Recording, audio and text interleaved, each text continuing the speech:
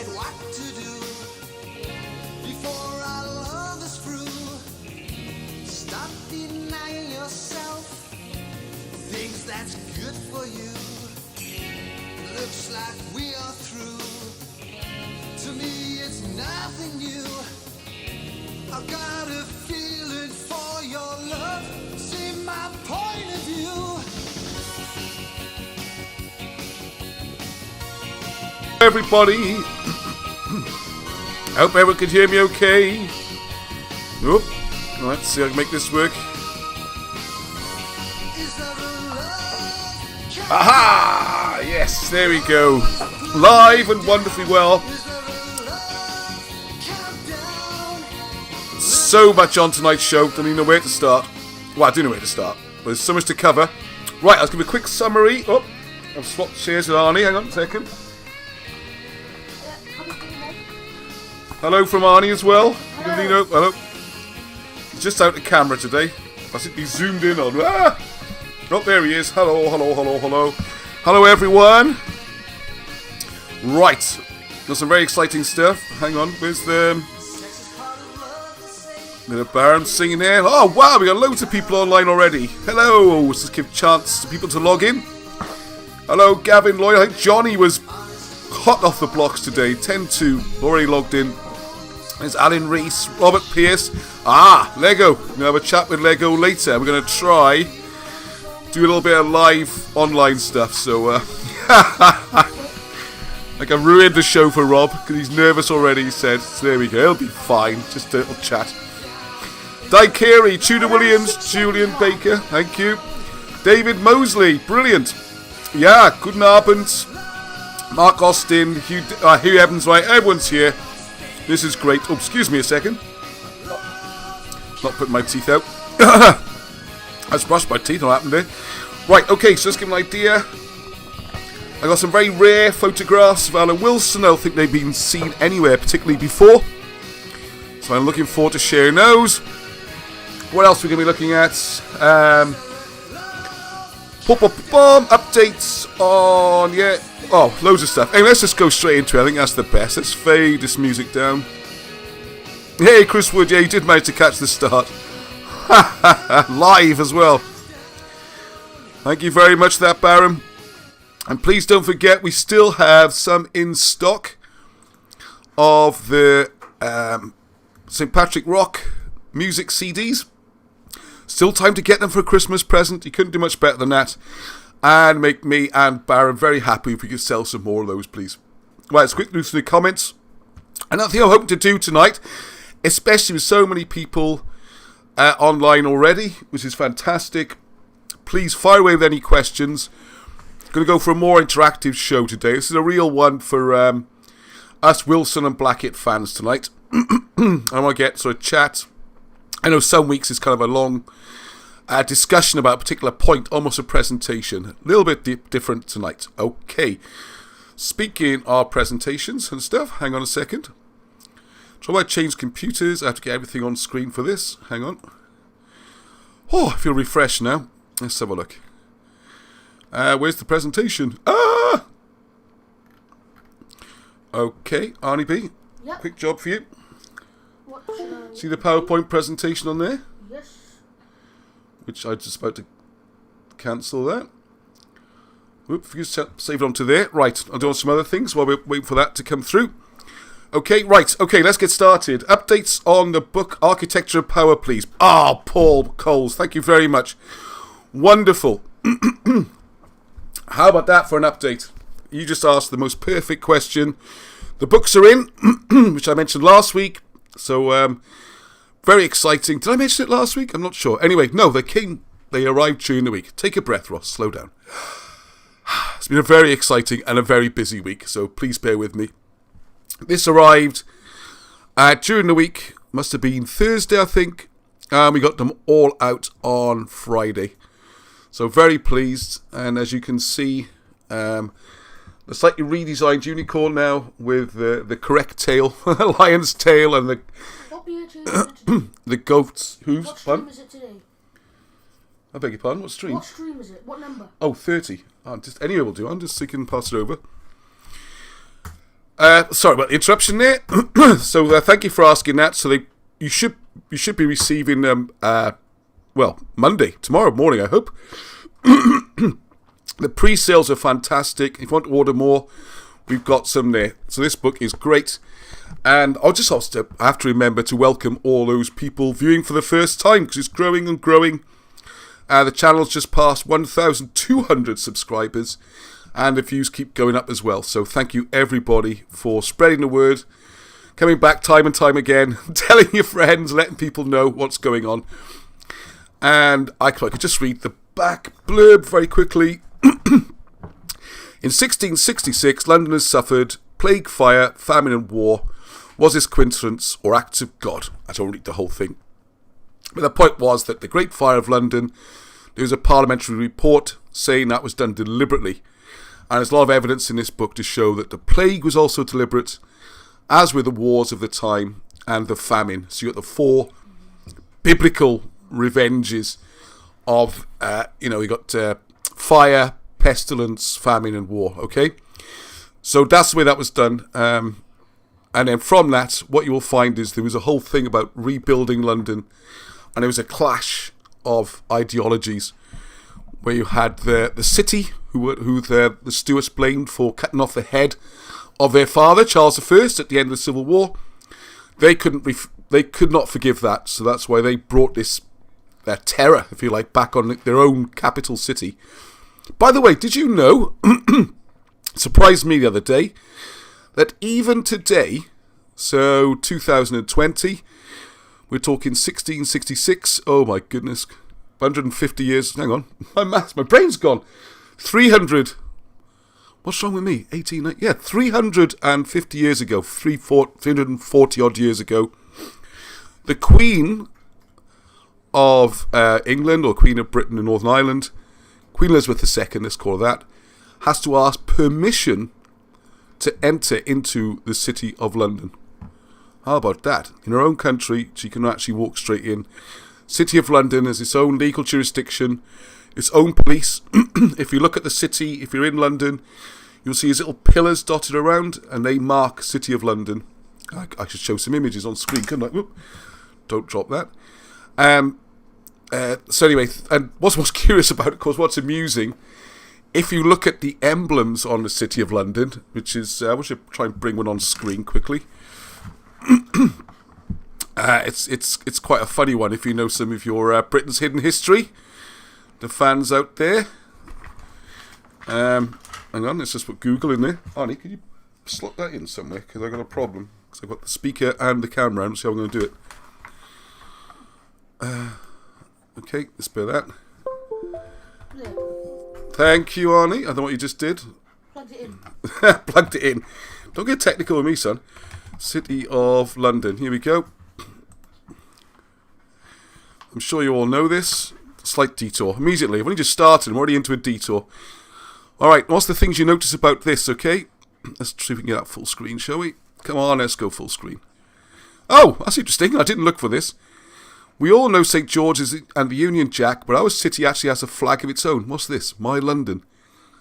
I just wanted the image. Oh, perhaps we should have a little look to see what they say about it and what we think about it. Right, it's very interesting little bit of hidden history right in our faces, okay? Have you ever wondered what these symbols around the City of London mean? They stand for the patron saint of the city, St. Paul. That's a curious one. I wonder how that comes about. St. Paul's Cathedral? Well, one reason, yes, Arnie. Arnie just asked, is that why they have St. Paul's Cathedral? Well, of course, there is a story, if you look at, many records, really. They talk about St. Paul having come to Britain. So obviously it'd be 1st century. He lived for so long. And he preached from a mountaintop or a hill in London. Which is why it's still called St. Paul's to this day. Now, what's curious, the first thing we see here is that, I can't see the comments now, so we keep an eye. Oh, hang on a second, here we go, Jarden. The City and Corporation of London is at least 1,500 years old and has 7 white dragons on its borders. Ah, I see these are white, aren't they? Because the first thing you notice, of course, is the dragons. And if you see on some of the posts, have you got a picture of the post here? No, it's just a short thing they put up. Hope I can find, if you haven't seen them, if you haven't been to London, come on. You can watch me browsing now. Good preparation, this, isn't it? I have got loads of other stuff done. Ah, here we go. That's what I was looking for. This little fella here. These are the things. There's a better one. These are the sort of things you see around London. And if you look, it's this dragon, actually, with a Welsh dragon-type tongue. But thank you, Jordan. It is actually white, isn't it? Silver. And here's this cross. And that marks an actual boundary. It's not quite as extreme as the Vatican City in Rome. But it's very similar. And people need to realise this. City of London has its own legal jurisdictions. It's why, as Rob Shaw mentions in his book Architecture of Power, a lot of the banks and that call it the sort of I don't think Guantanamo Bay. Anyway, it was the sort of treasure island in the City of London where the normal laws don't count. You can more or less do what you like, and all sorts of financial wizardry. Let's be polite. Lots of financial wizardry takes place, and I got quite a few of my friends ended up working there. And they've done very nicely financially as well. And you see some of them on the TV now and again, which is quite amusing. And they're nice guys, and it's good to see. I went to LSC, and some of the ones who are not quite so pleasant are now seem to be running the country. See their names cropping up. Anyway, we keep politics well off this channel, okay? Contemporary politics is enough to worry about in the past. Right, so let's look now. We've got the Red Cross here, which is rather interesting. So I see that on this fancy one, they put it on the wings of the dragons as well. I don't think that's always the case. So the Red Cross. Why have they got the Red Cross on the white background, okay? And let's get the comments again here. Yeah, Washington, D.C. I'd say I don't know the Taliesin. Thank you, Taliesin. They put a very good comment on one of the YouTube videos, which I appreciate as well, about going up to see Caerleon again. A reminder in the winter when the leaves have gone. Oh, well, just for those who are new, I was going to say introduction. What happens with this whole project, this channel and myself are just part of a much bigger project where we look at the history of Britain particularly, and Ireland, and sometimes it drifts into America and Brittany, and it's the history that used to be well known. It's not like this isn't forgotten history either. It is physically hidden. At some point a decision has been made that this history will not be talked about anymore. It used to be in plays, in schools, all that kind of thing. But it's been buried, and it almost disappeared completely until two writers came along called Wilson and Blackett, well, researchers I should call them, the writing came later, and brought a lot of this back to people's attention and wrote some fantastic books. And a lot of us, as they're getting old now, are trying to keep this going, okay? So anyway, the Red Cross on the white background would seem to be a reference back to Joseph of Arimathea, who gave these colours to Archivargus, who was Goirin, which would be George. So he'd be the original George. Not the St. George. I know, when I put a video up about this, I got so many messages saying George is from Hungary and all this kind of thing, and he's from the Middle East, and he's been adopted all over the place. That's him, alright? Different guy. We're talking about the first George. There was a George well before he came along. Some foreign knight who bizarrely has ended up the patron saint of England. But that's another story. What we're talking about is 1st century Joseph of Arimathea. Uncle, grandfather, father of Jesus. Take your pick. We'll be discussing that in forthcoming book, Britain's Hidden Christianity, which is almost ready. So I end up on a bit of a sideshow here. So this red cross on the white background, beloved of England, I think the rugby team. No, they have the rose, don't they? But anyway, popularly associated as an England badge or flag. And on the Union Jack, this forms the centre of the Union Jack and is considered to represent England. And I would say it actually represents Lloegr, which is the name for the English people who, or is English the right word even? Anyway, the inhabitants of England, or Lloegr, before the Germanic invasions. And most English people are Lloegr. They're not Anglo-Saxon. So that's that there. Does anyone know why the sword is there? Look, yeah, here we are, look. Yeah, two absolute geniuses. Yes, Wilson and Blackett are fantastic. Well, the sword, and I haven't looked at this, right? We just bumped onto this page by accident, if you like. this sword is supposed to represent the Sword of Britain. And there's a couple of stories as to which one this could be. The one, which I think is most likely, is supposed to come from when Julius Caesar attempted to invade Britain around about 55, 54 BC. And got booted out, got absolutely hammered, escorted off the island. A humiliating defeat. The legionaries are cramming themselves 2-3 times the capacity on the boats. And they were gone. And one of the stories is the same Argus, actually, the fighting the Romans back in those days. There, Julius Caesar's sword stuck in the shield. And the sword was kept as a trophy. And that would be the Sword of Britain then, because it's supposed to be the sword of power that Caesar had used to smash the Gauls and everything. And then you get, supernatural, if you like, with that sword giving special powers. Ironically, after Caesar went back, wasn't long after he got killed, I suppose. But anyway, so we got this. Let's quick look here. So technically, it's the City of London's flag. Yeah, the St. George's flag, this is known as now, the red cross and a white background. But George, of this colours originally, could be, I've got to get it right, Gurion. It's a Welsh name, but it can translate to George.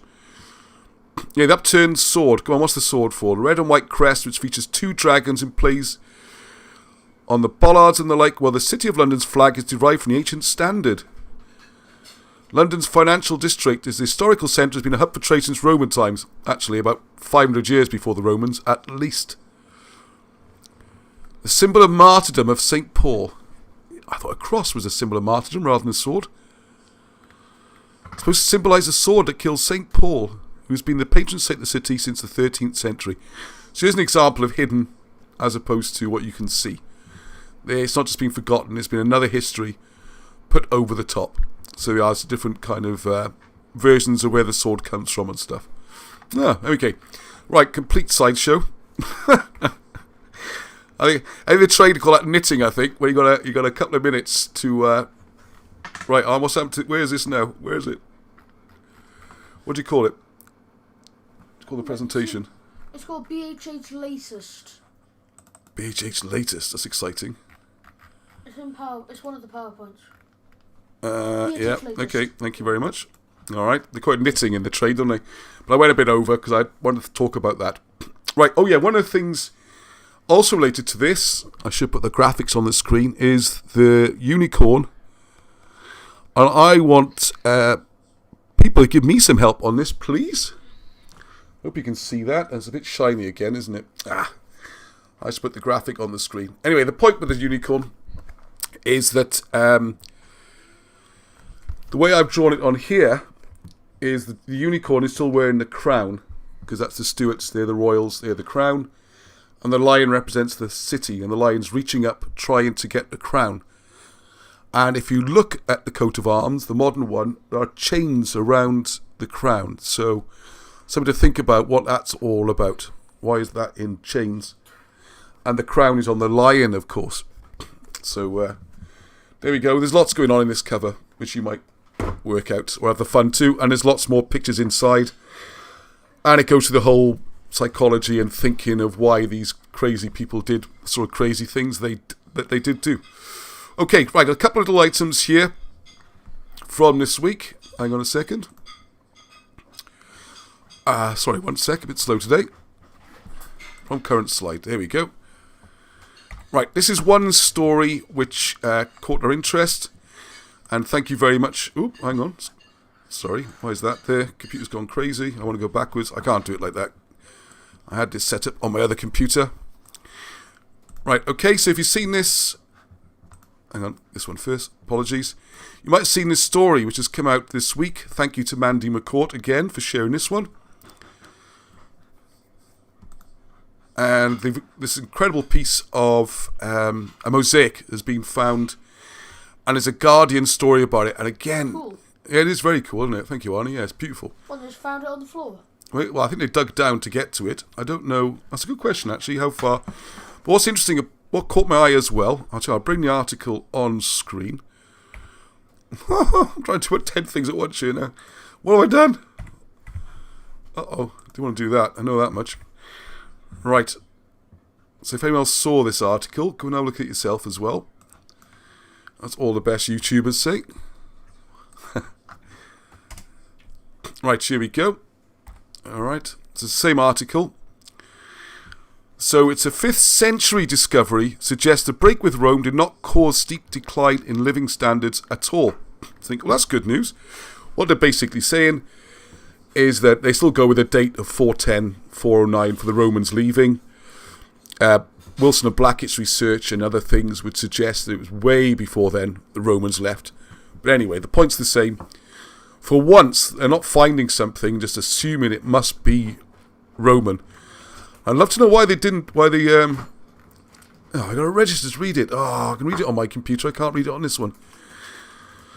How frustrating.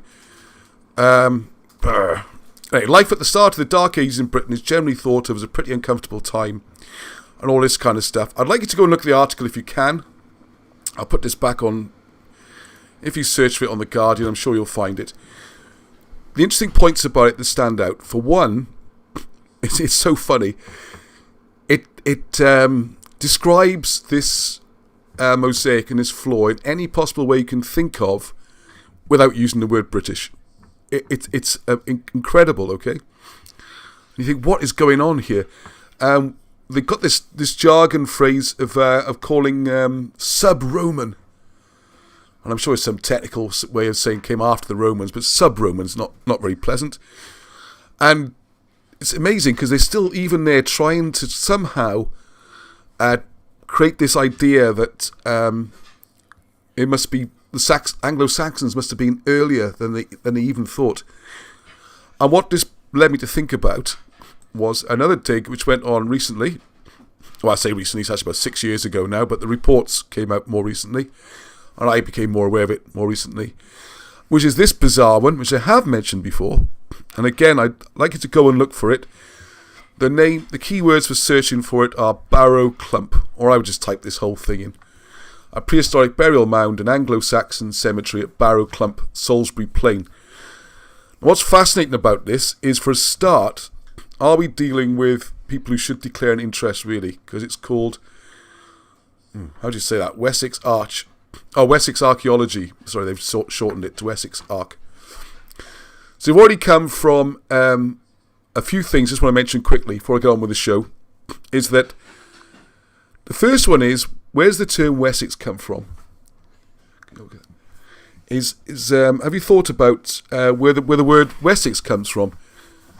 You see, there's this common idea that you've got sort of South Saxons, South Sax, Sussex, East Saxon, East Sax is Essex, so Wessex must be West Saxons, Wessex. This might not be the case. There might be nothing Saxon at all about this area in the west of England.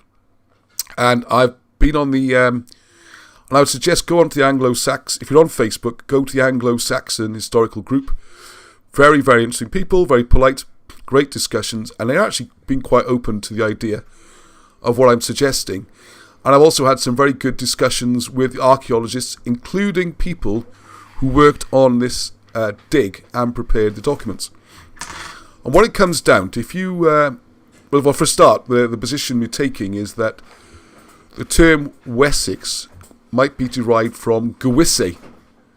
And Gewisse, or Wisse, the G seems to have been dropped at some point. Wisse to Wessex is a very short hop. And the Wisse were a very ancient people who could have been there as early as 500 BC. So that's 1,000 years before the Saxons, and even earlier than that. And the other problem you have with this premise here, that it's an Anglo-Saxon cemetery, is they're dating something to sort of 6th, 7th century, and this is in the west of Britain. If you look at the maps and the progress, the Angles and Saxons hadn't got that far, even by the conventional history. So what exactly is going on here? Why is it this is Anglo-Saxon? So if you look into the details of the dig, so I'm going to have to mess up the screen again. Sorry about this. What you will find is, I do want to mention this again. I think I have touched on it before, but it's very important. These seem to be connected to the same people doing the Roman villa excavation we just looked at. So there's a direct link, alright? And nothing wrong with these people, by the way. This isn't some sinister conspiracy thing, alright? These people seem perfectly fine, decent, very friendly, actually. And I recommend people get involved. There's also this idea of you've got, I think a lot of the soldiers have got missing limbs and things from action, and it gives them a project to be part of as well. So I'm not knocking this at all. Please don't even go there, okay? But what it does do is you can buy this book for £25, which I still don't have, but I should buy a copy, and see the rest of it. I keep asking about the contents, discussing it. There we are. So the 7th and 8th century now they're talking about. But it starts before then, okay? So the finds they're talking about are include a sword, organic remains, which is, some wood. I think there's some grain or something like that. A bucket with surviving yew staves, a brooch, and a Visigothic brooch. Now the problem is with all these items, and they also do this analysis, I think it's called RDA analysis of the teeth, and you can tell what the person's had as their diet while they were growing up. It's very clever stuff. So the theory is you can look at what sort of food someone ate while they were young, while their teeth were forming, and from that you can match up what they ate with what grows in certain areas. Everything they found, every body they've tested, all comes from this area. They are not Germanic. There is no link at all. All the items, none of them can be proven to be Germanic. Everything they can test is local. So when we went through it, it took weeks and weeks of discussion and debate on Facebook and emails, going back and forth, this kind of thing. And the position went back and back and back and back and back. And in the end, there you got a situation where you've got some items look like items in other countries. You know, they look a Germanic style, as it were. Well, who's to say which way that went? It could have been a British design that gone the other way. You have to remember that Britain's where the metals were and everything. A lot of the technology for metalworking, making this stuff goes way, way, way further back. So they've admitted, I haven't seen it published anywhere, I'd love to see it, that there's nothing at all from the archaeology to say this site is Germanic, all right? Or Anglo or Saxon, because they're not one people either, and which I thought was fascinating. But they defend the position still by saying that the area was culturally German, culturally Anglo-Saxon, which I'm still puzzling what that means. Apparently it means they lived a similar sort of style of life to an Anglo-Saxon. I mean, it's bizarre, it's bonkers. It's like saying I got a VW van, therefore I'm German. I mean, it's just very bizarre. And I would even dispute the culturally Germanic part as well, because there's no reason at all why the things they find happening there couldn't have gone the other way and been copied or whatever. So there you go. So maybe Father Christmas, you bring one of these. £25 from Oxbow Books. Just to go through it, because it came up again this week, another debate and discussion. And if anyone's come over from the Anglo-Saxon group to watch this channel, here's me talking about it, and you're very welcome. And please, this isn't a battle of wills. We're all searching for the history. All right? Let's jump back to here quickly. You're going to see me, but my clumsy best now. Oh, yes. Yeah. Look at this, eh? You saw this on the front, which you might wonder about. Come on, current slide, there it is. Look at that! This is a design that Michael Tomberlin, thank you very much, and we've been working on together. It's almost there. Oh, he's done it in colour on this one. Oh, beautiful. And this is the plan we're doing for a possible t-shirt to go with Cameroglyphics, because I have to announce a couple of things. The first edition copies of Cameroglyphics are now completely sold out. That's it, they're gone. So I know there's publishers in America, Sifa, Steve, waiting for me to send in the second edition of Cameroglyphics. It is almost done now. I've been getting my head down. It needs to go out to party. We don't get any here either, and it's supposed to be going out in America. So I do apologise for the delay. It has been very busy. Anyway, so if you are new to Cameroglyphics, let's give a little background on this. This is a word I've invented, Cameroglyphics, so don't expect to have heard it before unless you come to this group. Camero representing Welsh or Welsh people, and glyphics, pictures, graphs. So it's like hieroglyphics, only it's been moved to show that the root language behind the hieroglyphs is Welsh. You can read them that way, okay? I'll go through the whole thing now. There's a whole series you can watch about Cameroglyphics and get the book when the second edition comes out. So the point of this message is here. This is, oh my gosh, brain man, a falcon. So you get Hebod, and from that you get Hebog. I got slightly wrong. I do apologise. Hevog, meaning peace. So this is why you see these wings on some items. And what we've done there is this little message here, where you can read Hedduch, which, as you know, I say every video, and when I sign things, Hedduch is a message of peace, okay? Peace to everybody, sincerely meant. And so if you look at the way Cameroglyphics works, you got the sounds. So this is the falcon. Oh, I could test myself now. This is Usta, which is this twisted thing. And then beetle is Chwilio, so you get the Ch. So you can read it as one word, or you can read it as a sentence, which is peace for those that seek it. So it says Hedduch, peace. I might put something down the bottom here about Cameroglyphics. So I hope you like that. Feedback very much appreciated, if you could please. A second's got some more comments coming in. Time Team is a Barrow Clump episode. The head archaeologist Mike Harding is a member of Wessex Archaeology. Yeah, she's going to say it's Wessex, isn't he? They do seem very nice anyway. I should try and get in touch with them, that'd be nice. Craig Thomas, they weren't very nice to me when I told them about Sutton Hoo. Yeah, there they were. Is there a lot of updates in the second edition? I will talk further about Cameroglyphics too soon. And the biggest there are updates, yes, and I will say something about it while we got this on the screen. Before it goes off to publishers, which will be in the next couple of weeks, I am just finishing touches to updating the dictionary, particularly. There's a dictionary. We've got an existing copy there on one of my absolute. Yes, give me the. Try and find the one that's the least battered out of those three. I'm absolutely. No, actually, send the top one. Go on, the one you had there. Go on, send that one. Yeah. Yeah, this one. That's yours. Sorry, Arnie. Yes. On my copy, I have been throughout the. Thank you very much. Yeah, good question. Thank you for asking me about that. So people have been sending me emails throughout the last year now, since the last edition came out. You won't be able to read this, but this is the dictionary, and you'll find my scribbles all over it, where I found new words, or people have sent me new words. And when they check out, and we try them in a few places, they'll be added to the dictionary for posterity with your initials next to them.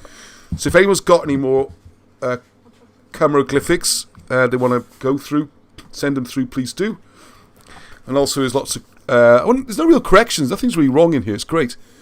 Nothing's been shown to be wrong yet anyway. And it's a case of... What I tried to do is... having spent the last year talking to lots of people about how this works, and then answered literally hundreds of emails, questions, Facebook conversations, I got a lot better at explaining how it all works. And the new book, I think, will be easier. And I'm going to do a special offer for those who bought first edition so they can get the second edition as well. Because a lot of it is the same. But what you'll have is... in the first one, I had so much to say about Cameroglyphics. The kind of... Birch came out a lot. And it's a great... Everyone loves the book. There's a lot to take in very quickly. And it's also a little bit more defensive, I would say. Justifying why things are there, what they do, all that kind of stuff. Whereas this time, it's a lot more confident approach. Here are some nice easy words to start with. This is what they mean in Welsh. This is how you get the meaning of the hieroglyph. And that's it, chapter 1. Just going through some of those. Then some longer words. And the titles. Then the names. Each one's got its own chapter. And all the technical stuff, which not everyone's into or needs to know, about how the words were derived, the history, how the conventional Egyptology works, all that kind of stuff is at the back. And the other updates, there's a section on the Abydos Kings List, which probably isn't a Kings List, I don't think. I think it's a song or a prayer. And things like, one I'm going to mention very quickly. I'm glad you mentioned that, because this is one I did have to mention.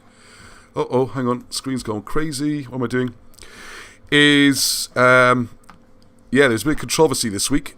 Something I'd forgotten about, really. Which was, let's go to my... I did a video some while ago on looking at Punt, P-U-N-T, which is it's referred to... Alright, so here we go. Just go to... Alright, here's my channel as it looks to me. Obviously, it's my channel, so it's slightly different when you go there. But what I want people to do is to realise you can go to the playlists, and there you see different subjects. Here's Alan Wilson talking. Got some more on Alan Wilson in a minute, so please hold in for that one. Some book reviews. The main one is visits to the sites. There, there's 31 videos in that one. One of the heroes from there you'll be seeing or speaking to in a few minutes. So hang in there, Rob. But if you go to the Cameroglyphics one, come on, what's wrong with me? Here we go, Cameroglyphics. Oh, there's Alan talking about the book and how much he likes that. I didn't want to do that, Alan. Sorry, mate, I hate to cut you off when you're in full for thing. those of you new to the subject, Cameroglyphics. Where's that come from? Deciphering Egyptian hieroglyphics using the ancient... Oh, yeah, thank you, Arnie. There you go. That's me explaining it. I'll do that again, alright? Sorry, I'm waffling a bit. View the full playlist. Where's Punt? Punt. Yeah, here we go.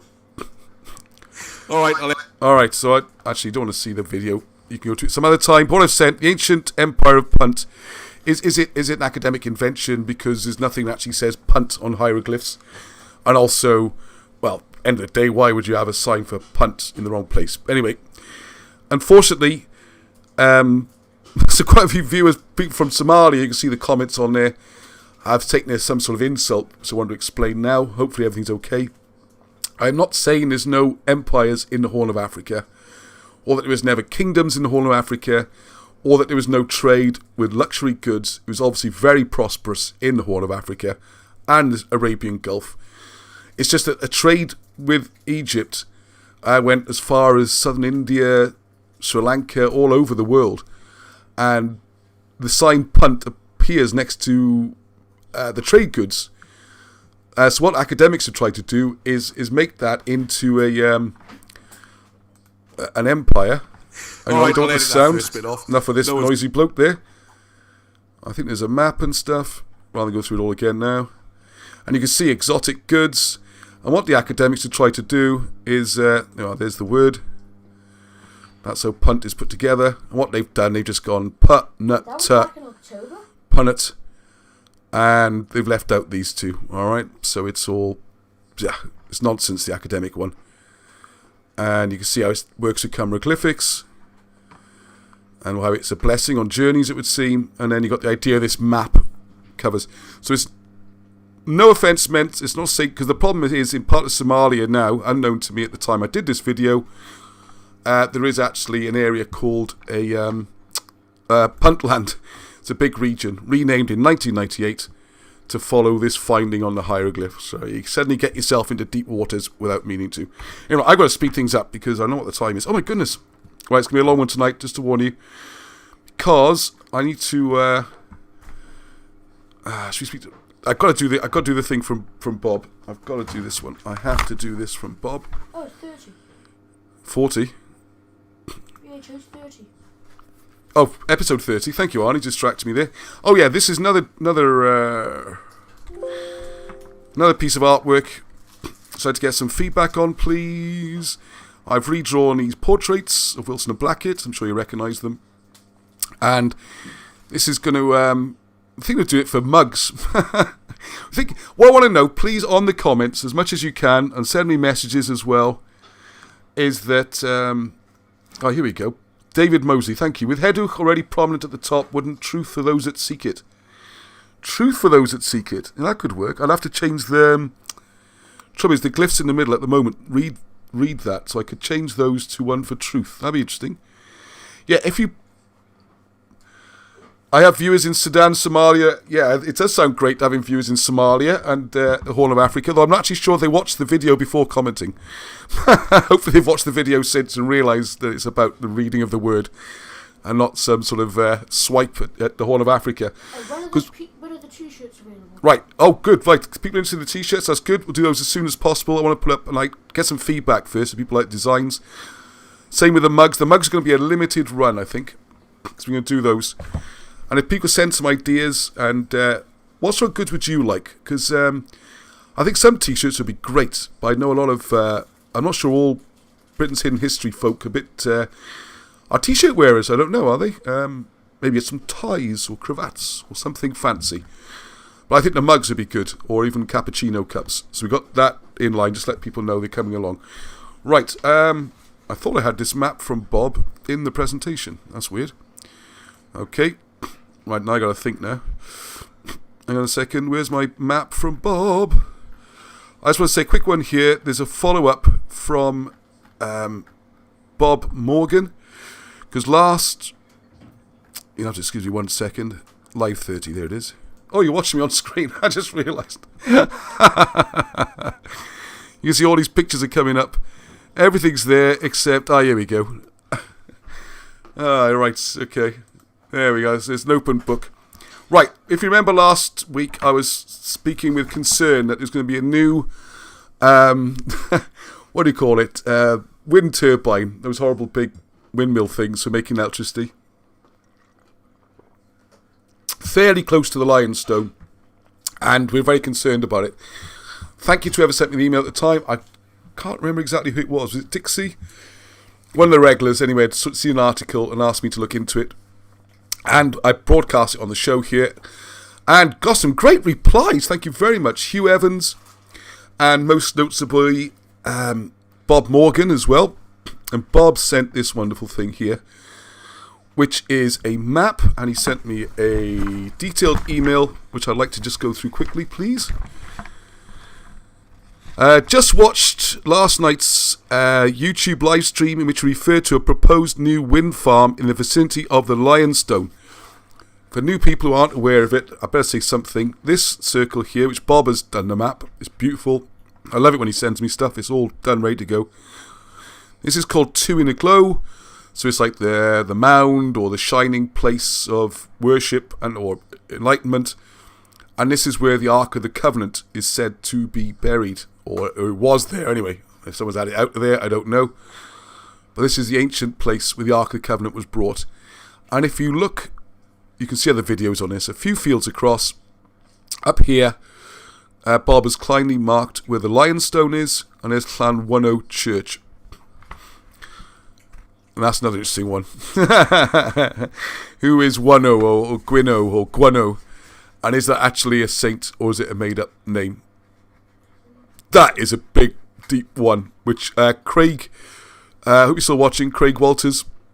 I'm here for you for ages. And my phone got drowned in coffee. So please give me a call if you can. Just let me know everything's okay. And what you're up to. Because he's the one who first put me onto the Lionstone. As you'll see in the video. And this doubt over the name Gwynno, if it's really a saint. I got more on that.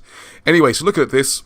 This is the marker. What we're afraid of is that this blinking wind farm, not just a wind farm, might be up near the Lionstone. Alright.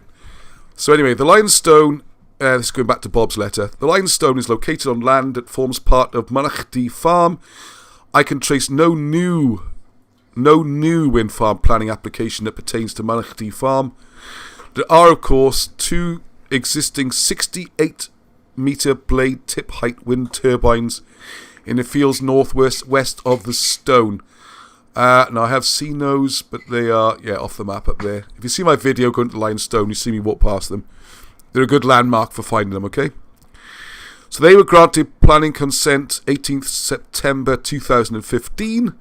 And there's all the reference numbers and everything. Mr. Morgan is very thorough. Old Gandalf, alright? So the only new proposed wind farm is in the area that he can trace, is at Llwynkellin Farm. Presumably this is the proposal that sparked off your concerns. This wind farm is to be located on an unnamed hilltop 2 kilometres due south of Clan Wunno Church. Southwest of this 1.8 metres from the Lionstone. 1.8 kilometres, 1.2 kilometres west of Two in a Glow. See a TAPS location plan. It's on the screen. Thank you, Bob. Now, listen to this, though, right? It's not all good news. Listen to this. Originally, the wind farm was to comprise two 2.5 megawatt, 125 meter blade tip height wind turbines. And I'm stunned by it. Because the ones, you watch the video, the ones on the field off to the northwest, there's, according to Bob here, unless I misread it, and it's more to be my mistake than his, 68 meters high. These new ones are 125. And wait for it, the reason why this has suddenly become news is that they've applied for a variation to increase the blade tips to 131 meters. This variation application, the tower is going to be 100. Well, I think it means, I'm not quite sure. Either way, it doesn't make a lot of difference. I think what it means is that when they call it tip height, is from the floor to the tip of the highest blade when it's going through the air. I don't think it means the blade's 131 meters long, but I mean, that's a tall tower. What do you think a football pitch is about 100 meters? This tower is going to be 131? Where the motorcycle thing is. So just to point out to people, here... By the chicken farm. Chicken farm? Where we've got chickens, is there? Oh, no. This is by the limestone. Oh, that one. And the two in a glow. Right, no, I'll just explain, sorry, that this is the track, this existing motorbike track, okay? So it's not there, that's what I was worried about. Someone said it was going to be on a motorbike track. And there's one right here, which is an easy way in. If ever you go in there, you can take the road up from... there's Glencork, Ponty's down here somewhere. You have to come up over Graigwen, follow the road. There's a little cut down to where they do the motocross stuff, particularly on a Sunday morning. Hundreds of them there, it's amazing. Noisy, amazing. You can leap over a wall and climb up the hill, or you have to go up round Clown 10 and walk up through here. Actually, yeah, it's not that. Yeah, the existing ones are around about here somewhere, I think. 131 meters to me seems colossally high. Wow, Jarden says in Germany and Netherlands, 299 meter high turbines. That can't be right, surely.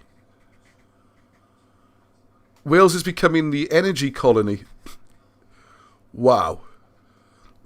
I mean, that is...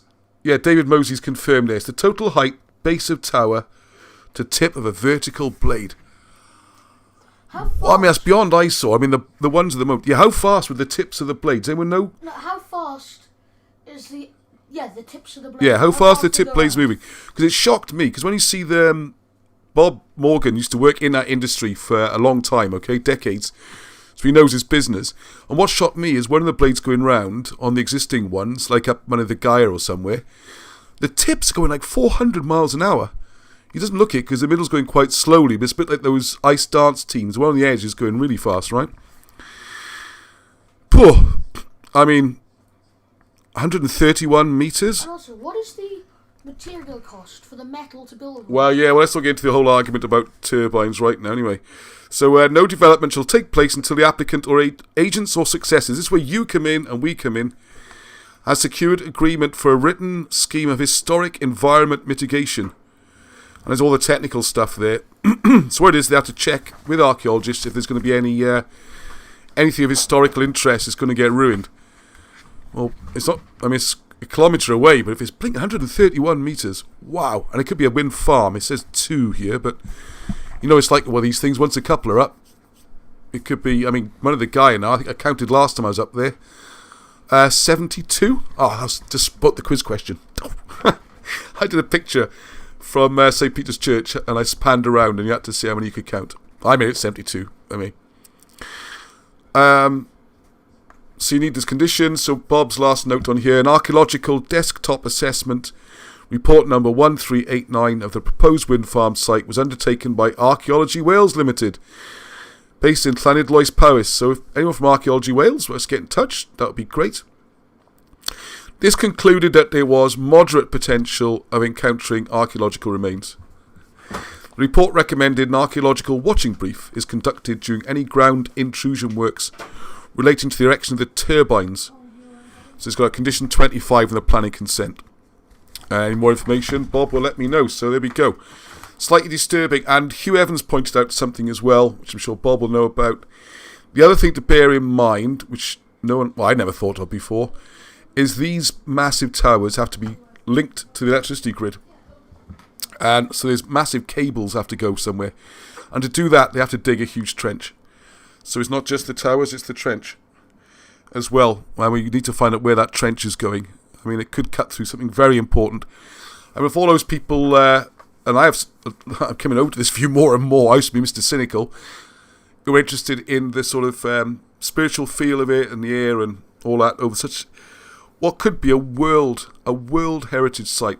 If this got proper recognition and exploration, and this was where the Ark of the Covenant was, can you think of a more important historical site around the world than that? Right, I want to speak to Bob. It's not Robert. I've had him on waiting. It's really unfair to keep him too long. See if he answers the phone, shall we? And I'll show some pictures of great interest. Hello, is that Robert? It is. I'm going to go near the room because there's a bit of a lag. Oh, yeah. Don't anything in the background. It's like being on the radio, this is, okay? I know. You have to turn it off. Remember your Dave Lee Travis days and all that, you know? Your hairy cornflake. Yeah, well, thanks for having me on the show. Oh, no. Honestly, I'm so pleased you come on. It's fantastic. I've rabbited on so long. We'll just do a little chat, and I got something. I'm going to surprise. You should never spring surprises on guests. It's not nice, but you'll like this one, so don't worry. All right. Yeah, so the first one I meant to do was show some pictures. Hopefully all of you know Rob from the various adventures. Oh, that's right. I remember now. Hang on. While I was showing people around the Britain's Hidden History channel, just to show people who you are. You've got the visits to the sites, because you've taken us to a few of these, haven't you? I mean, that's been one of your things, really. What's that now? Sorry, I say there's a couple of. I hope everyone can hear. Hang on a second. Let's make this as loud as possible. Using our high-tech solution. What I want to do first of all, Rob, while I look this up, is when did you start first getting into Wilson and Blackett? Oh, well, it was by accident, really. Probably like most people. I happened to Google one day. Prince Madoc discovered America, because I'd heard something 20 odd years ago about some Prince Madoc going to America. Right. And when I googled it, all of a sudden this guy Alan Wilson popped up. And well, I haven't really looked back since, really, because it's such a comprehensive knowledge of stuff that just isn't mentioned anywhere. Yes. Academia and I knew Glamorgan was this black hole of information, certainly pre-Dark Ages or pre-Norman times. So I couldn't wait to learn about what went on, and I was pleased then to hear about this Arthurian connection. Yes. Yeah, well, you can't see on screen. Well, you can't see on screen. I'm just showing here. This is. I can't see. I put the tiles on the screen, but that's Rob. You all know Rob. He's taking this down the caves, up over there. Which remind me, what's the name of your area? Not the address, but roughly where you live. Oh, Meister, Kyra. That's right, around the Cairo way, because that's how we first met, wasn't it? And I want to mention this to people, because what Rob did was discover something very interesting around by Kyra and called me. And we went up to have a look together, wasn't it? Because what had happened in Kyra? Can you remember the details on that one? That's right. Well, we met at a place called Croiseru, which is right opposite this high point in Kyra. And I've been looking for this for ages, because I was wondered why this village is called Kyra, because it signifies fortresses or castles of some kind. But there's no, it doesn't seem to be any evidence, or no one seems to know where these forts were. I can, yeah, but lots of people are saying they can't. Alright, keep going, Rob. Can you talk up a little bit as well? Yeah, just saying, didn't know where these fortresses were, and I was trying to figure out why the village was called Kyra. And then, by accident, well, when the trees came down, because they had to cut down loads of trees for the dieback disease, it suddenly revealed a lot of disturbed earth, and you can see a massive ridge around the front of this hill. There's a big watchtower on there now, they call it. It's a satellite tower. Yes. But this links up with other forts in the nearby area. And then I was like, wow, it was a eureka moment then, because I suddenly realised I was living down the hill from this ancient fortress. Yeah, because that was the big thing, wasn't it? That while the trees were there, you couldn't actually see anything. But when the trees went back, then you could see it. So you went up to see Cairo, up to the fortress. And I'll put that video. I put that one up, you know. Have I not? We'll have to do another one. Yeah, we'll do another one. Yeah, we'll go up and revisit. Now, a bit more experience now. What to do with the camera, all that kind of thing. Yeah. No. It links up with another one as well called Penn Castle, which is at the back end in the Avon Valley, and you can see how they're all linked up, and they go right down to Mynydd Dinas, down the Avon Valley to Port Talbot. So it seems to be a bit of a midway point between the Avon Valley and what's going on down in Port Talbot. And you can actually see Mynydd Baden from there as well, the battle site. Yes, it is all significant. Yeah, it's all part of this Fortress Glamorgan, isn't it? Because we went to the Mynydd Dinas, you can see those videos as well. Now, what I've got here, I'm just going to spring this on you slightly. Can you see a screen where you are? You can't get to a screen, can you? Let's have a look. To turn the volume up on your computer, Rob's. We've been on lots of adventures together now, down caves, up mountains. Yeah, I can see a screen. You can see a screen. Okay, we're gonna have proper face-to-face interviews now. I'm really grateful to Rob because he's the first one. Right, so one of the places we go up to, we've been up a few times now, obviously, is Mynydd the Gair and the St. Peter's Church. And what I've found is, I've been given, and this is partly to do with the new book, Britain's Hidden Christianity. And so pictures for that, because one of the things you know more than me about, this is just coincidence, is the St. Peter's and Mynydd the Gair. So I just thought, if I look at some of these pictures, do you recognise that spot at all? I think my screen's frozen on my phone. I'll just check. Oh, you're watching on the phone. That's going to be difficult. Oh, right, yeah. I can see it now, yeah. Yep, so here we go, folks. Well, this we've got some first time shown in public, some real life, some original photographs from when they did the dig back in the day. And you can see there's a lot going on there. If anyone knows any of these people, I'd love to speak to them. Now, there's someone there. I think you've seen their front. There's Alan Wilson. I'm amazed how extensive the dig was, really.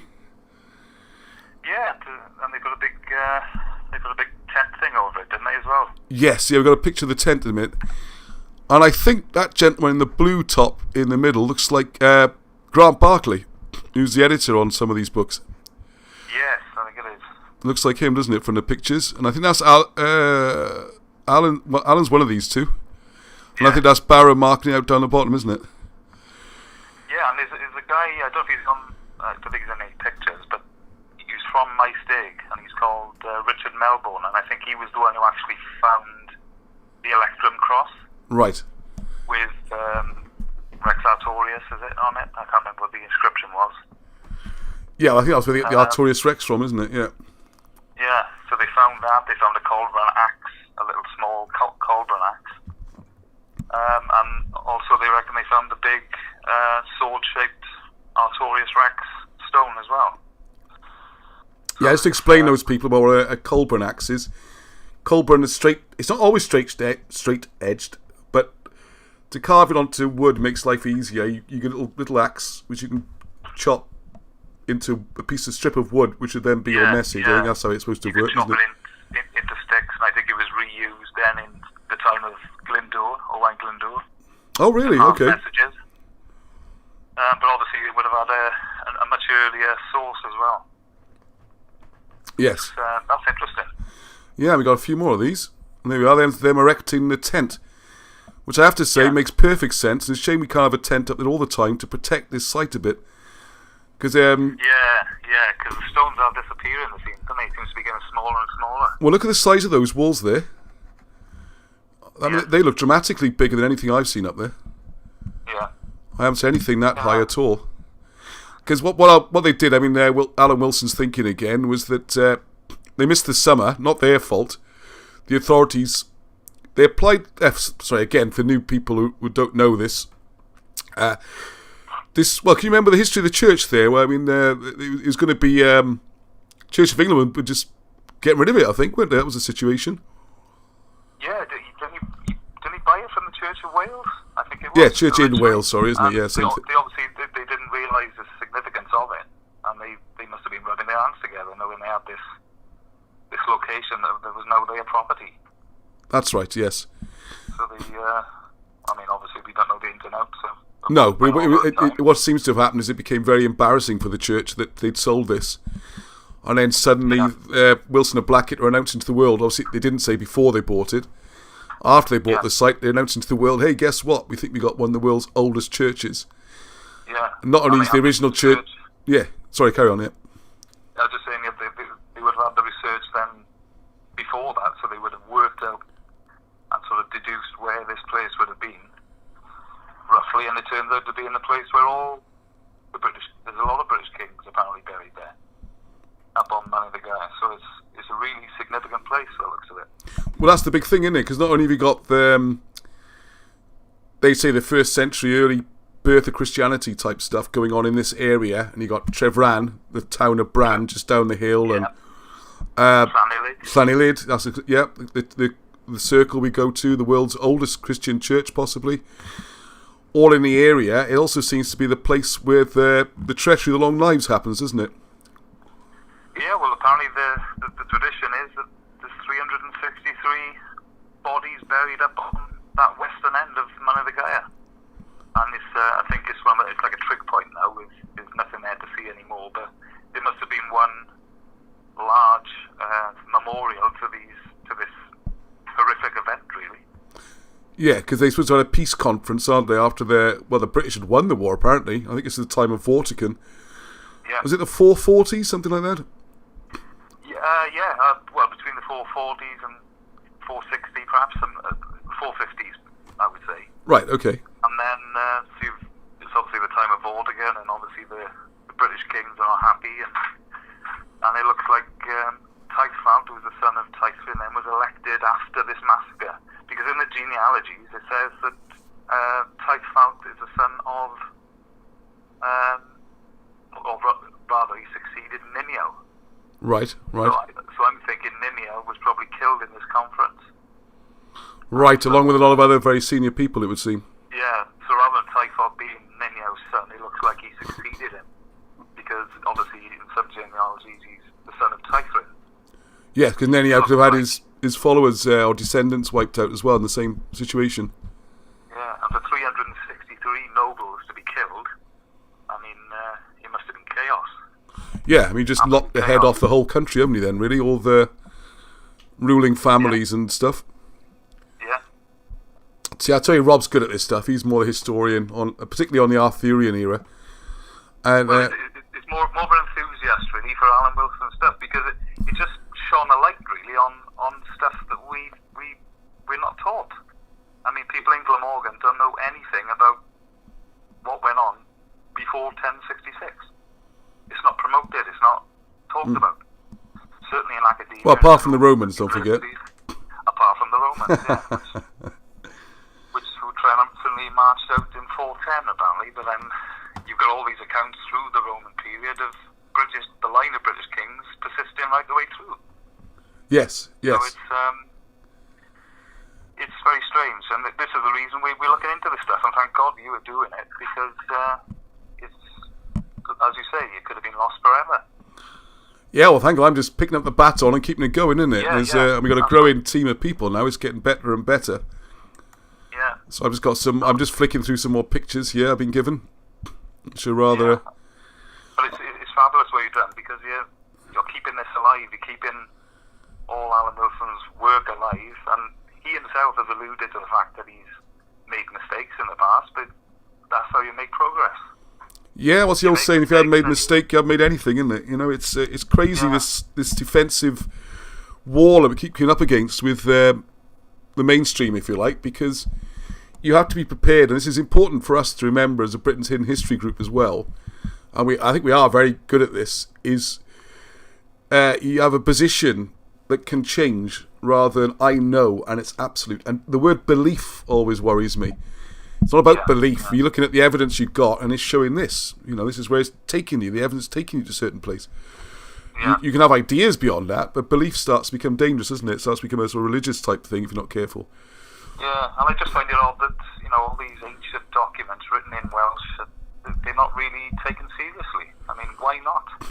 Yes. Why why go to Rome for accounts on what happened in Britain? Yes. This is what bothers me, you know? Yeah, what makes Roman accounts special and British ones don't count at all, isn't it? Well, yeah.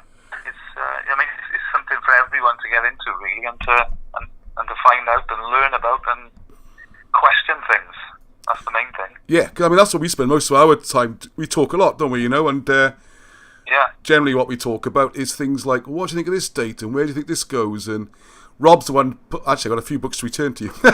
Rob's put me onto a lot of the Guian books, you know, like Cambrian Triumphants and all these old Welsh historical books, which some of them, I mean, Rob, in fairness, has worked on with the Welsh stuff on a lot. We tried to get them translated, haven't you? And that was an interesting experience. Yeah. I went down to my state library, and they had an 1870 publication of the surrounding topography of the Maesteg area, and of course Mynydd would form the southern end of Maesteg, going over to Margam and all that area. And just to explain to people who are new to this, that Baden is the place where the Battle of Baden was, but no one can find it, apart from it's in Baden. But anyway, right where it's supposed to be. This is the site where no one can find, or it's not acknowledged, and yet you've got all these massive fortifications, trenches, guarding the entire mountain, and it's a huge area, because you've seen it. Yeah, we've been up a couple of times, haven't we? You know, it's not just a hill fort, it's a raised sort of theatre of war, if you like. It's been set up and planned, and it must have been an awesome sight to look down on what was going on there at the time. Mm-hmm. I'm working some documents from Welsh, isn't it, where we found difficulty there because the people who speak modern Welsh are unable to translate the old Welsh documents, which is a bit worrying. How much the language has changed as well. Yeah, well, it was 1870, and it's a Welsh document, and it talks about Mynydd Baden. It talks about Arthur and possible connections. It talks about the trenches and the forts. But I had to go through it piece by piece with Google Translate, believe it or not.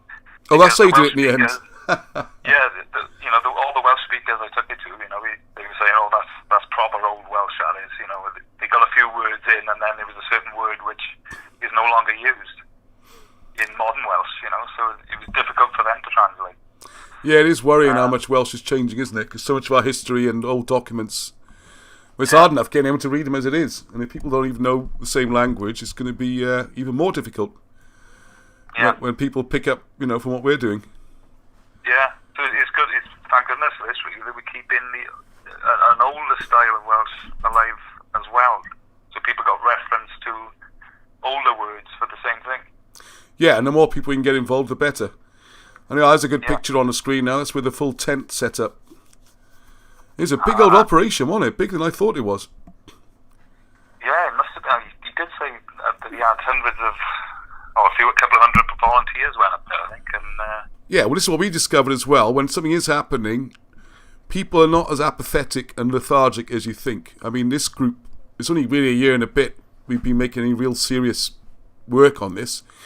I've got 1,200 people on YouTube subscribing. A lot of the videos getting thousands of views. When Alan Wilson and Blackett did this back in the 90s, they got hundreds of volunteers working for nothing in terrible weather, which is one of the reasons they got the tent. I mean, Alan Wilson's a very practical man. He said, well, why are these archaeologists outside getting soaked? Just put a tent up. I wonder why Time Team don't do that. Once you've seen it, you're like, well, of course you should put a tent up. Why work out in the rain all the time? But there you go.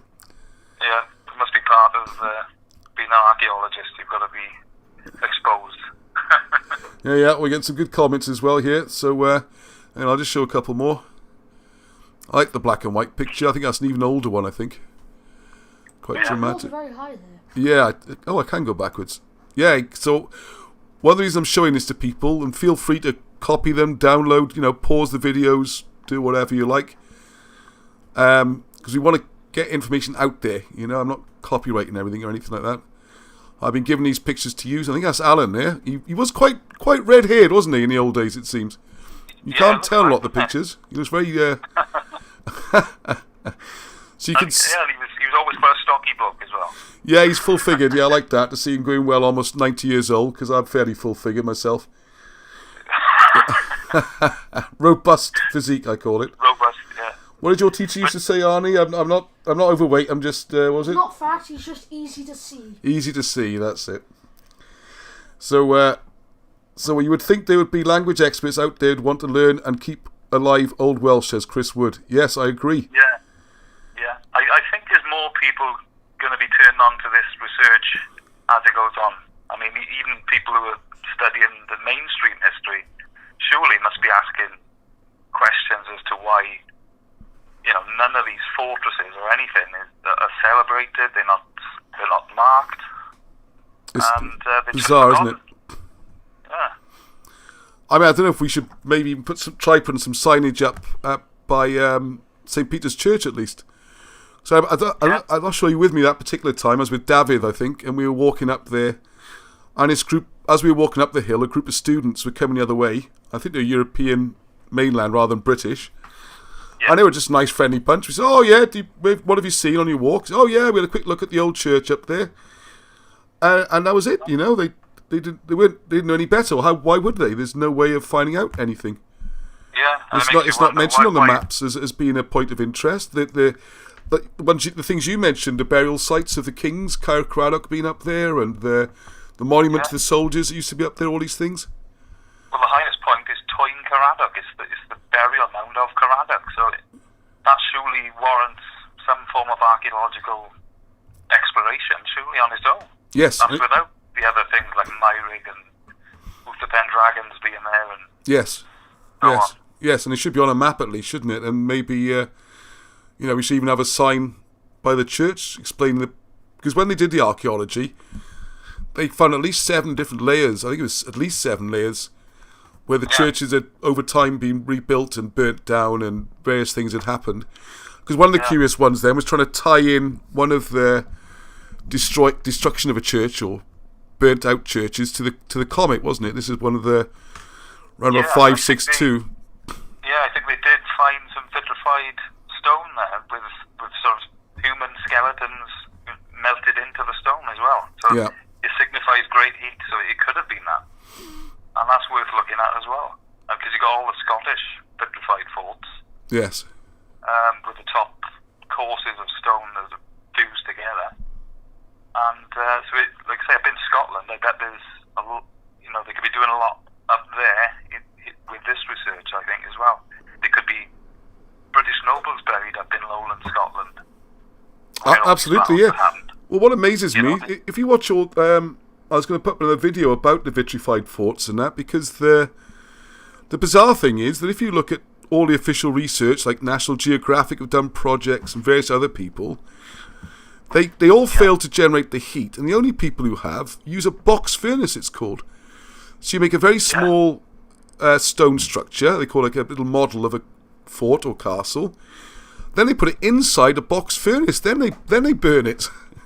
Yeah. Because the stone needs, I can't remember off the top of my head, but I think it's about 12 to 1500 degrees, depending on the stone. Nowhere near the heat required. Well, a coal fire is 500 odd degrees. Yeah. And a wood fire is lower than that. And they have this phrase called FIRZE, F-I-R-Z-E, fires, which are lucky to get 500 degrees C. Suddenly they're melting stone. It's bizarre. It's bizarre. Because to me, every experiment I've read about to prove it wasn't a comet, it was done by wood or coal. I don't know where the coal's supposed to come from, by the way, for all these fires, the whole length of Hadrian's Wall and places.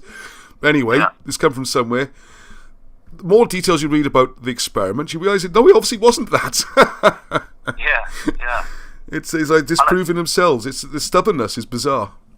Yeah, and the other thing I was going to say as well, there are written accounts of something great happening in the sky in the 6th century. And in the Welsh language, it's written down as the great dragon comes from the north. It splits in the sky above Britain. One part goes to France, one part goes to Ireland, and then before dipping its fiery tongue in the Western Ocean. So what does that tell you? Yeah, it does sound like exactly what we're told. The comets come from Sweden, north to south. This is how the ancient Brits would have recorded what they saw. Yeah. Well, I've got a lot more notes here as well, which I'm trying to put together into another book. So people helping is all more the better about the comet. We'll do a book just on the comet, I think, because Alan Wilson and Blackett, Alan and Barron, enormous amounts. There's a couple more. Oops, there you go. There's those two. I was trying to find that. I'm really sorry, I'm trying to get ready. There's a great picture of us two together at the top of a hill somewhere. And if anyone sees... Yeah, we're both looking very interested in something. I think it's one of your books, actually. I think one of us is trying to read it, the other one's trying to listen. Yeah, the Cambrian Journal, that was The Cambrian Journal, was it? Yeah, you had some good fun on this. So I really recommend people... we become good friends through doing this. And it's, over the last year and a half, 2 years, I suppose. So it is really, isn't it? Yeah, it's really... I mean, I wanted to get hold of you because I thought this guy, he's carrying the torch here, and I thought, I got to get hold of this guy because I want to be involved. And you thought I'm fitter than him? Well, I didn't think that. So now if I carry the torch, Rob usually ends up carrying my bag and my water bottle. He's the fit one on the videos, lugging all the stuff. So people, if you could get involved, please, it's a great way to make friends. And if you film anything or photograph anything, send it through. I'm happy to put it up. I'm not worried about the quality and that. It's all about the content. It's like these photos, these are just old snaps of someone who involved in the dig had taken. This isn't real print quality. It's not particularly in focus or anything, but wow, isn't it fantastic to see a vibrant Alan Wilson? Oh, you can't see the photo. Sorry, even better if I put it on screen. This amateur ramshackle thing. Maybe I hope you can. I don't know if you can zoom in or something, but it's great. I'm trying to work out what this guy's carrying as well. Is that a pile of pizzas, or is it some technical archaeological thing? I think he did say that he got a lot of beer up there. They had a beer, didn't they? And a fridge. And a fridge of beer and a tent. And it looks to me like a pile of pizzas. I don't know. It looks like a load of pizzas with a garlic bread on the top. But I might be doing them disservice. It might be some... right, okay. You can bear with me a second. All those pizzas were two guys. All those pizzas... No, there's more than two guys up there. Hang on, there's a couple of things I wanted to... while I've got you on the phone, don't hang up just yet. Here's one I wanted to share with everyone. Because one of the people who was involved in a lot of this back in the day... Back in the 90s, was the wonderful Lee Pennington, who's a poet, songwriter, performer, writer, and also, I think he's probably president, I think that's the right title, for the Archaeological, let's get this right, I always get it wrong, Ancient Kentucky Association in America, anyway, in Kentucky. Great associate of Alan Wilson. Oh, trouble is you can't hear now, can you, Alan? Yeah, I can hear. You can hear it, okay. I was going to just put it through the... Oh, I don't know. Doesn't sound... What's it sounding like, on? Coming through, right? Coming through okay. Very quiet. Very quiet. I don't think I can hear it. Alright, so I'll play out this at the end, it'll be better. It's a bit strange having to stand here. Anyway, there's the Lee Pennington. This is from about the same era, I think. He wrote it in 1965, but looking at him, I reckon that's about 1990s, although I'm not really sure. He's also in his 80s now. And something else I want to mention, just before we come to the end. Camper Van K, alright? There's Coffee with K. Sorry, this one before. Camper Van K, alright? Please look her up. And you got this video here, Mandy Comics, King Arthur, and Why. Really good video, right? Now, sorry, please bear with us a second, Robert. There's the... What Kay... Her name is Kay, alright? Kay Bewley. She set the Bewley Books. The person here is taking initiative and doing something and has my enormous admiration. She's starting to do a newsletter for booksellers. She's ordered some of our books. This is how we got in touch. Because then Kay put up the video about the King Arthur books. And her, what she's learnt about history... philosophy, it's all sorts in here. There's a whole series of videos. He's got a couple of channels. I thought they were great. And he's living in a camper van, and more or less running a company out of there, and doing lots of reading, lots of history. And I want to give her a plug because I think it's great what she's doing there. So please give it a go. And like I said, if you look next time on Britain's Hidden History, Ross, go to the playlist, okay? Might be a good thing. I forget to mention that to people. And you can see, listen to the Arthur walking being read out. Oh, yeah, just to finish off, Rob, let's finish on a good one, mate. Yeah. one thing, I think you're involved with Robert and Robert. You know, I was saying to people, everyone's called Robert. Well, is Robert dealing with Robert? And what are you up to at the moment? I mean, give some idea. What's going on there? Oh, right, yes. Well, Rob Shaw has come down, as you know, and you led This him Rob up to Shaw, yes. Saxon. And you showed him the area, and he wants to do a graphic novel on this Glamorgan King Arthur. And like I say, I really fancied having a crack at it because I have used my well, I went to art college, but I've never really done much drawing since. It was a golden opportunity for me to combine history and art together and try and come up with a good and exciting sort of graphic novel aimed at teenagers. And so Rob Shaw is, I'm sure he's going to do a fantastic job on that. Yeah, and we'll talk more about that soon as it comes along. And yeah, because Rob, amongst his skills, he's a good artist. I should put some drawings up you've already sent me. I should share them with everyone. And I'm sure there's people out there watching this right now thinking, hang on a second, and Rob's got a degree in, and it's filmmaking as well you looked at, wasn't it? Yeah, kind of forgotten all that though. Yeah, that always amuses me. Real life kicked in. I always look for Rob to give him the camera when we're up on location, and it's quite amusing. Yeah, you always scare me. Panaways and all these technical terms. Let's just point the camera at me, Rob. So we do stuff like that. Fade. What? No fancy crossfades. No, none of that. Just stick the camera in my face, but that'll do. Try and get that hill in if you can. And don't get your legs in, is it? Yeah, that's You it. told me off- That's you it. told me off for the Kai Leon one because you're supposed to be a top half only, Yes. and you had the whole shebang. Yes, you insisted on showing my stomach on that one, didn't you? Thank you. You also got a very high desk on my videos. I look good from the shoulders up, you know. I got a very slim face. Anyway, what I wanted to mention there was I'm sure there are other people out there watching this right now. That could be you I'm talking to, who have skills which have been laying dormant for years, decades, or you want to learn a new skill and you want to try making your first film or your first drawings or your first book or your first bit of research or your first paper or whatever it is. Do it. Do it. Yeah. One of my favorite Chinese philosophy or sayings. Yeah, I know. I get accused of making these up. All right, I didn't make this one up. I do make quite a few of them up. But anyway, this one I like. When is the best time to plant a tree?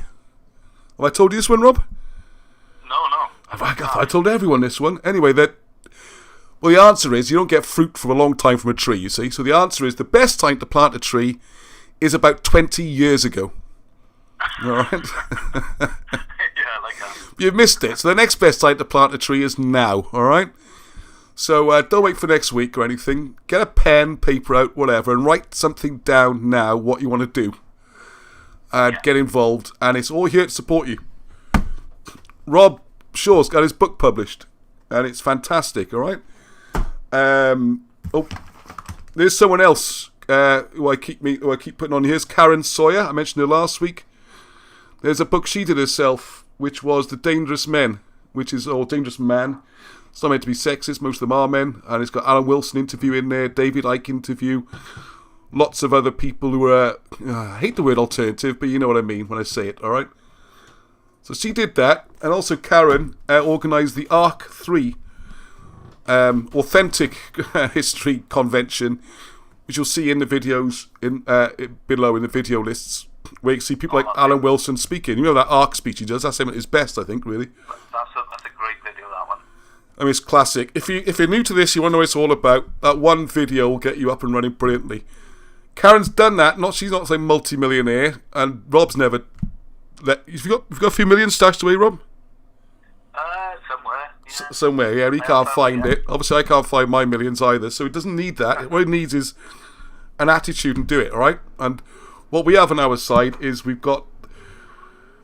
I don't like the word truth because that sounds a bit corny, you know, but we do have the evidence. We have this history. It was accepted for hundreds of years. It used to be taught in schools. This is British history. This isn't some dream project. The storylines are there. Like Rob Shaw was saying, he wants to write his book about Arthur because the storyline's there. It's great plot line, great characters. It's all done already for you. And the same with all these other things, isn't it? And so I just want to encourage everyone, really. I'd like to bring more people on board. And one other thing on that, I want to say thank you very much again to Benny for getting me on to Jack's Radio. Did you hear that one, Rob?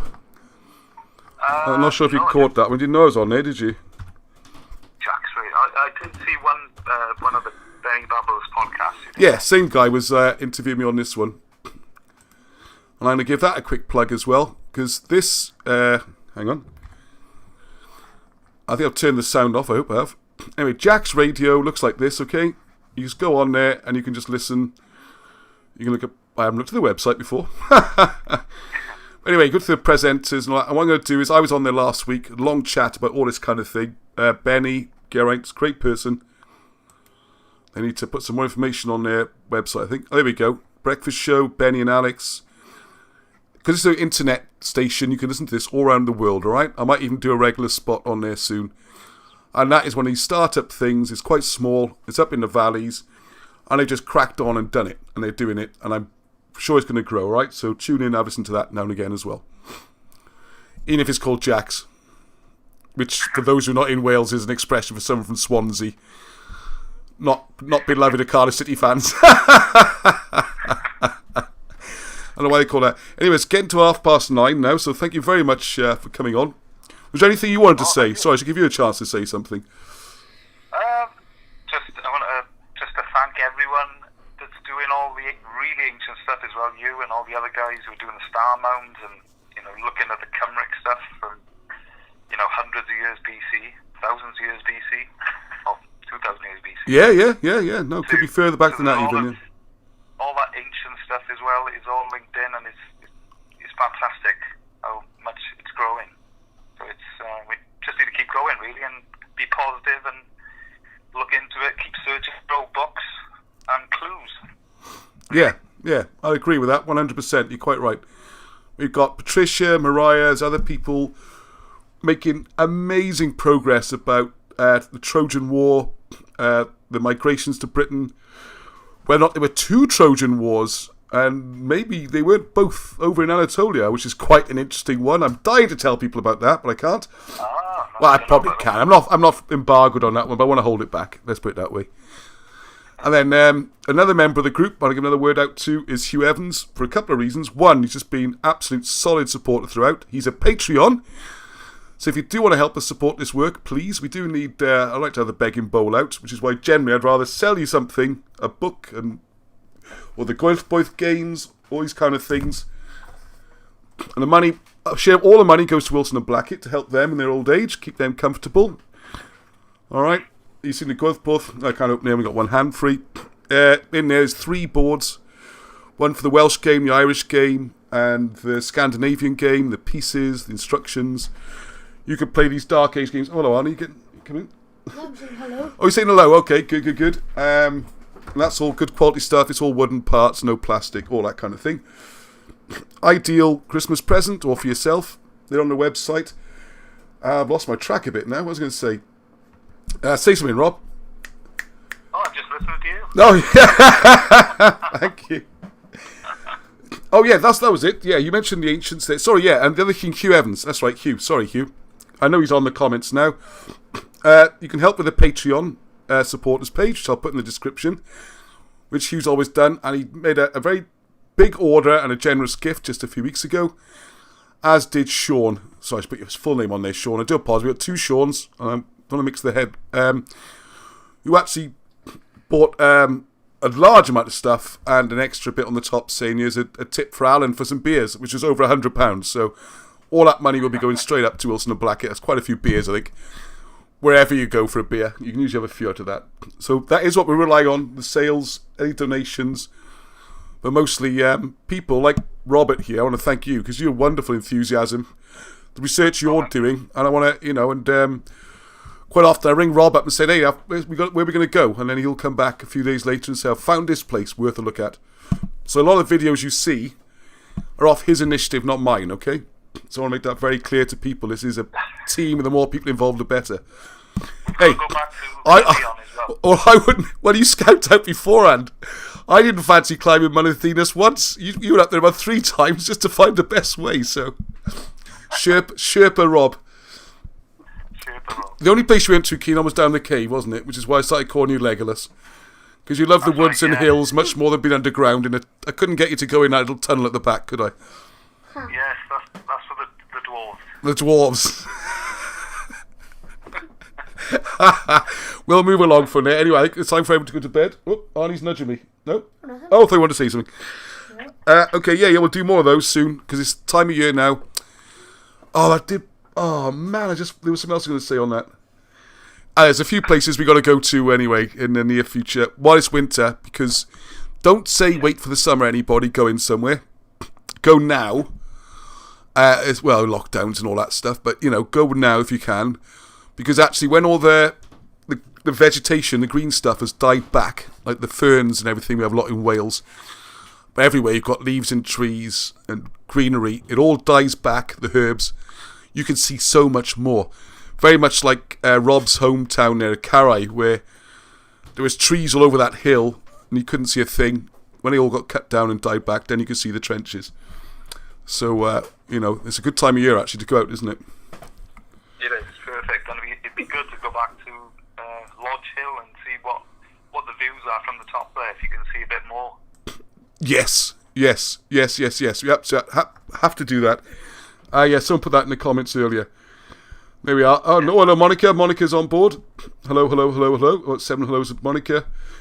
Let's not talk about lockdowns and miserable stuff like that. Let's carry on with this. Oh, I just closed down the thing I want to use. I'll play us out. Do you have a favourite track off their album, Robert? Put you on the spot.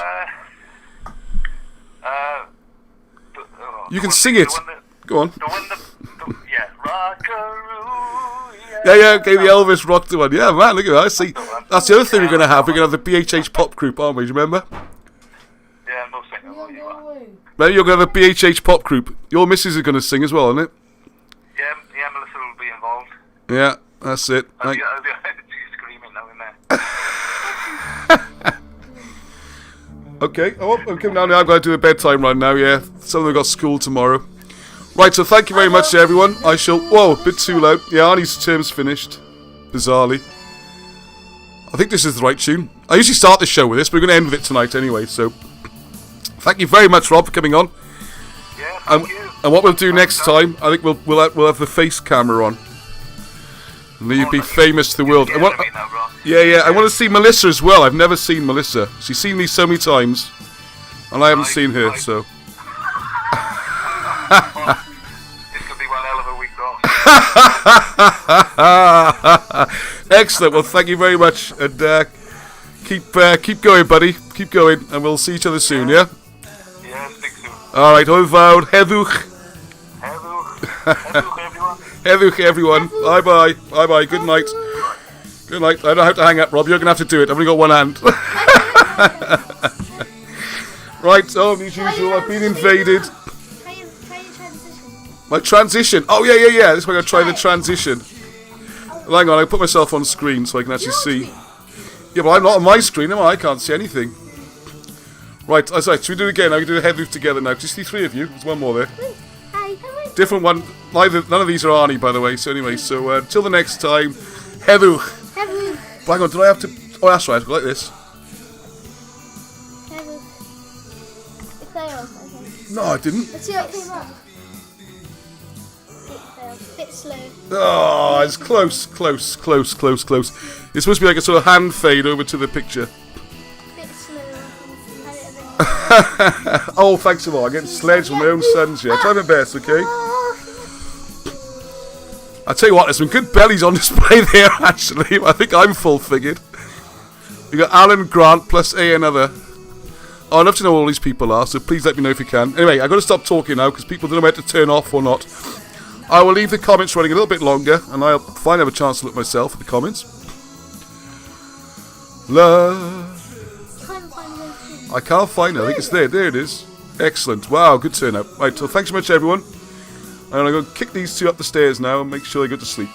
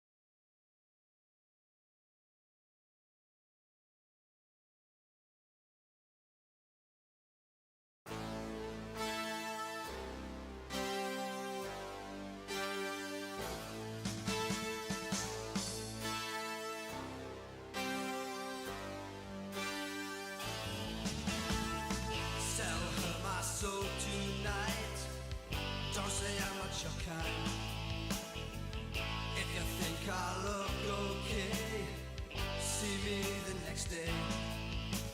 Can't you realize I see you through your disguise? Every move you make, I'll be standing here while observing you. Won't you feel okay? Tell her my soul tonight. Don't say I'm not your kind. If you think I'll look okay, see me the next day. Can't you realize I see you through your disguise? Every move you make, I'll be standing here while observing you. Won't you feel okay? Or stuck up and feeling moody, the onus is on you. Whoa, the feeling's just electrifying, making your own way bust. Why can't you understand me? Just look and you see, ma. Tell her my soul tonight. Don't say I'm not your kind. If you think I'll look okay, see me the next day. Can't you realize I see you through your disguise? Every move you make, I'll be standing here while observing you. Won't you feel okay?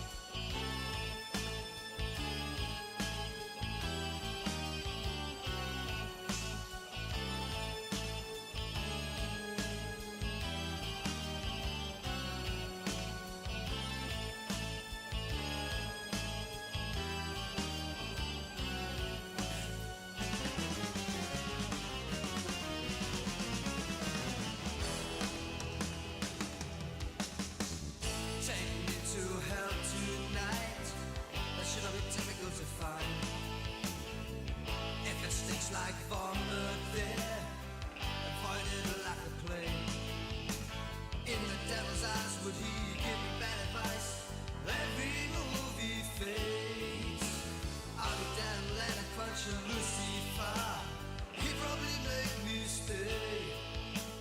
Yes, yes, yes.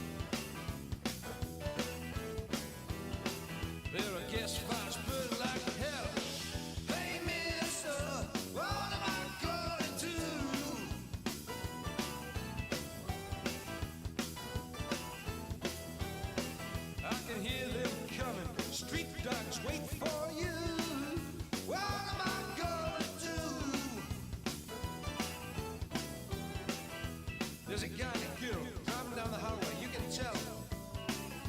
Even in the misty rain.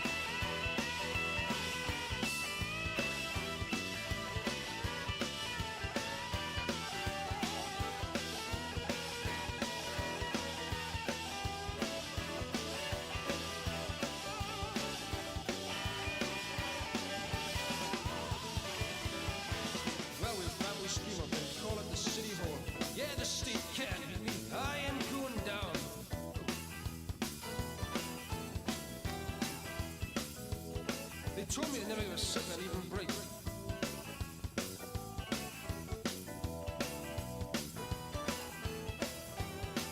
Undergo frustration. Undergoing frustration. I'm the fast line today, and I ain't giving up.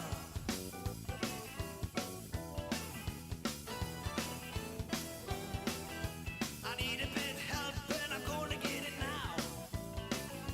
See me all the way.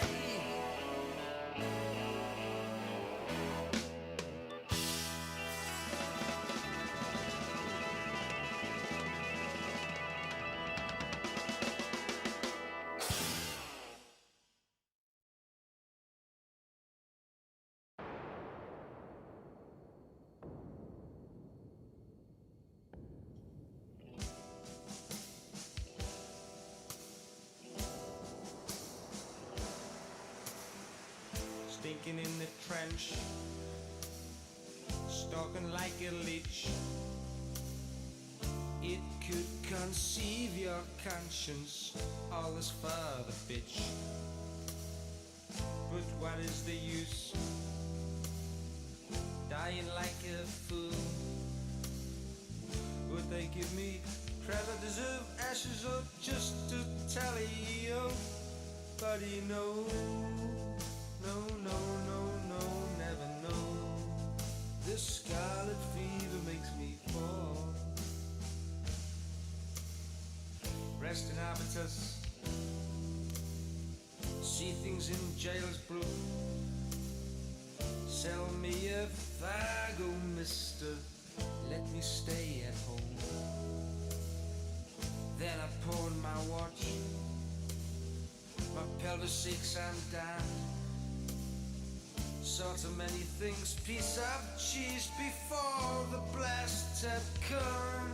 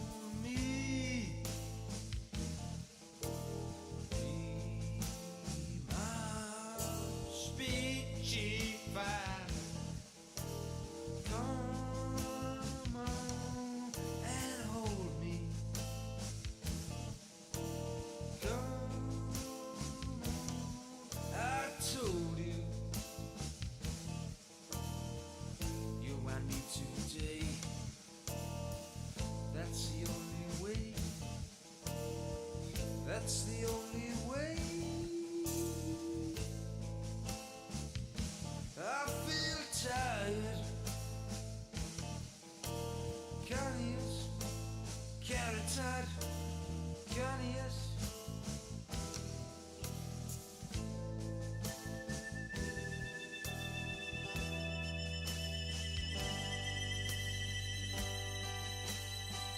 Guts foaming, smoking trash. Sleeping in no quiet. Being gravity could not reach me. Was it class to fight?